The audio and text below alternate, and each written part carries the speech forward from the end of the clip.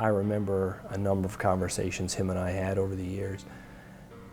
His company's policy was to hand out loans to people who couldn't get money anywhere else, and he would put people farther in the hole because of it. That was his job, and that's what he was paid to do. We would often talk about why Canadians are so quick to put themselves in debt. Now you're about to find out why. We are carrying an ever-growing burden of debt. Canadians continue to hold record levels of personal debt. So we're taking a look at the growing problem of Canadian household debt. Can you service the debts you're taking on today at that point? That's the question every individual needs to ask themselves.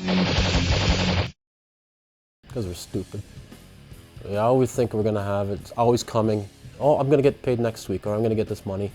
And you put it on the credit card, and you know what? It doesn't happen. So what's wrong with that? Well, a lot of people are in trouble. You see, right now, when we look at it, consumer debt in Canada is about $1.3 trillion.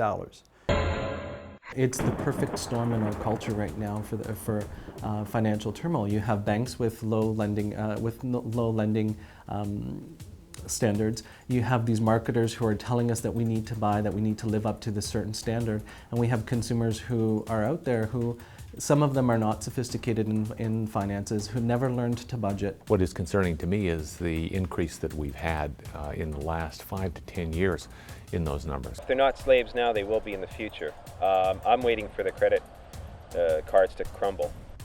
You can go on the Kijiji and eBay and all of these people that now allow you to pay through PayPal and your credit card right online, on your phone.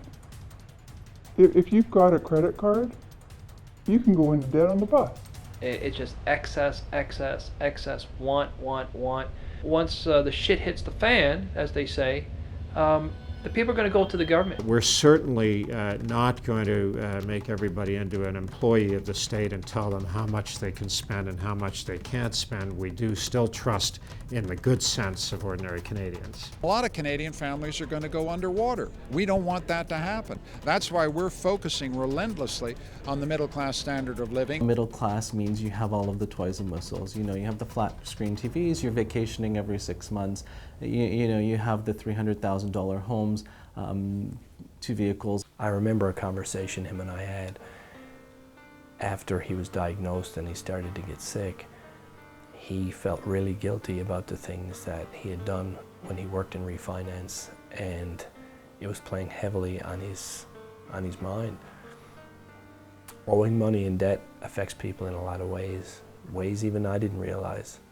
And when it's happening to a friend, it's tough to watch. Shoes, DVDs, an iPod, clothes, a computer, a gaming system, maybe even a big screen TV. What do all these things have in common? I'll give you time to think about it. Time's up!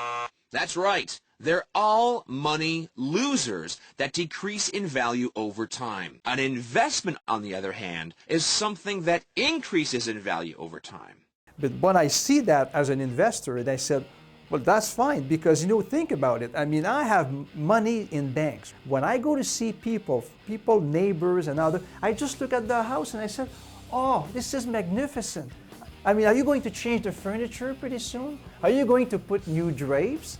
Oh, well, we don't know about it. What about that granite counter? Apparently, that's the latest trend. Oh, I mean, maybe you should get another car. And you know what? They don't even realize that I'm joking. But quite frankly, I'm half joking and half serious. I'm joking because it's funny to see how people get so hung up, you know, with material goods. And I'm serious because I want to keep them to spend and buy stuff. Because as I said, it brings me dividend. And dividend is freedom. So now your eyes will cloud, lost in a world unknown. You castigate the body, see about gone all the things once loved, torn from the nameless one, who die like secrets whispered on the flames. I work primarily with newcomers to Canada. So for a lot of them, they don't have debt and they don't believe religiously in having debt. So to come here, I hear a lot from them, and it makes me more aware of what our culture is dictating as a whole, but I hear from them all the time that the messages they receive here are, don't pay now, you know, immediate gratification but pay later, you don't need to have the money in the moment, and they're having a difficult time understanding and accepting that culture, and I'm saying to them, don't accept it. Don't listen to it. Continue with your beliefs because you're right. Save your money. Save until you can afford it. In 2009, the average Canadian household expenditure was $71,117. $7,262 went to food, $14,095 went to shelter, $9,753 on transportation, to $3,843 in annual recreation costs, $1,506 in tobacco products and booze. So my favorite is the $255 we spend on average on lottery tickets. In our society, if you see a car you want, you buy it. You take one test drive, you sign on the dotted line, and you go and pick it up 3 days later. They haven't convinced you to buy it. You've convinced yourself you need it. This brand new car lost 15 to 20% of its value the second I drove it off the lot. If I tried to sell it, I would not get what I paid for it because now it's used. The car used to be a way of transporting people. Now it's an entertainment unit. You've got to have the videos in the car, all the latest gizmos, and if you don't have it, then you know you're lesser. You're almost trailer parkish. Cars. They're all fucking garbage. It doesn't matter how new they are, they always break, especially when you can't afford it. You're gonna pay the credit card bill, and all of a sudden there's, $1,000 for the car. Or something in the house breaks. And then your damn kids, you know, it's a window, yet they feel like they gotta throw it at it, like this brick is gonna bounce off the glass, and then you gotta replace a window, or a door, or they're hanging off the door. There's always something. Always something. I remember when he passed away, sometimes you really don't know how close you are to somebody until they're no longer with you. And I just remember the guilt that he had gone through near the end. And I got thinking, the company he worked for, they didn't feel guilty. The people who had borrowed the money and spent it on whatever, they didn't feel guilty. But he had to live with it. And even worse, he had to die with it.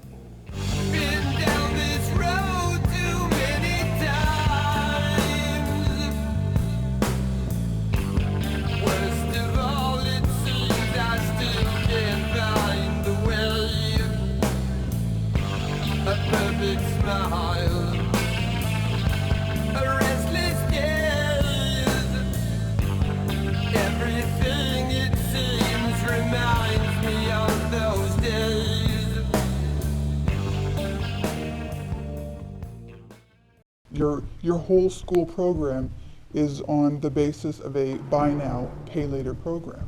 So you're still going out for dinner, you're charging drinks, you're not paying for any of it. You're going to pay for it later. Money's too easy to have now, and it's like that old case of keeping up with the Joneses. If you are of the mindset that it's a zero-sum game and it's a competition, and you know, after all, that's what's made us the dominant species on this planet, so we can't hit that too much, but if it's a competition, how do you demonstrate that you're the winner? And for a lot of people, that demonstration that they are the winner is driving down the road in an Escalade ESV or whatever it might be to say, hey, you know, I'm the winner here, and what else do I need to gather around me to demonstrate? Is it a large home? Many consumers, they want the largest house that they can afford at the time, and so they apply for the mortgage, and it gets back to that instant gratification. People are going to be retiring with more money owing on their house. And we see it now today. People that bought their house at a really good value, you think they'd have equity in it, but they've borrowed against all that equity. They have no equity. They don't have anything back. So before, you know, you'd have debt, and it was incurred, but you'd always have the equity to pay it back. All you were doing was paying bullshit interest that was robbing you of your life. Now there's no way of paying it back, and one day it's going to end, and you'll end up losing everything. Oh my gosh, that's horrible. Financial literacy needs to happen, and it needs to start happening at a very early age. As soon as the child has an allowance, we need to start drilling it into them. that we do need to put dollars aside for savings. We do need to put dollars away for some of the things that we want to do. Providing financial literacy in school, I think, will make a difference. People want, and no matter of education is going to tell people to stop. I would love it in the curriculum, and I think it needs to be there, but I also think that parents need to be aware that it is their responsibility and that they are role modeling these financial habits to their children. I learned a lot of things in school: geometry, algebra, trigonometry, physics, but not a word about money. We never learned to manage money, pay taxes. They never teach that in school, that you have to pay a certain amount, hold so much money back for taxes, make sure that they're covered, because you have to pay it. It's not taught in our education system, nor is the value of a dollar. When I think back on it, you can blame my friend, you can blame the banks, you can blame the trustees, marketers, and you can even blame the government.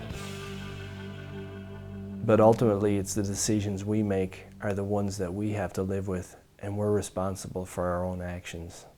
The worst number I've ever seen is $400,000 in debt. It takes discipline to say no. People can try to sell us something, but it's up to us to buy it. It comes down to the individual. People have to be responsible for their own finances. You hear about people and you're thinking, fucking stupid. Somebody who was involved with 8 different payday loan lenders. The interest rates on those accounts are horrendous. Retarded? And that's probably the one that gets people the most. That is absolutely detrimental to your financial success and well-being. Human nature. People and money just sometimes don't mix. And when it comes that easy to you, you come in, wait a half hour, and next thing you know, you've got a couple of $1,000s in cash. You just lose your senses as to, what good purchasing practices are about.